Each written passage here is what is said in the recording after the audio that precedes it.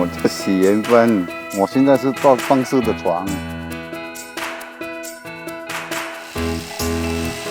我坐船做了45年了，18岁就做了，早上9点做到7点，有时7点多。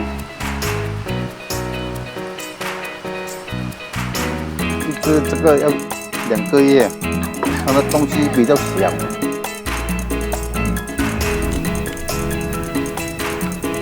这种船啊，如果有照顾，30年也是这样；如果没有照顾啊，几十年就坏了。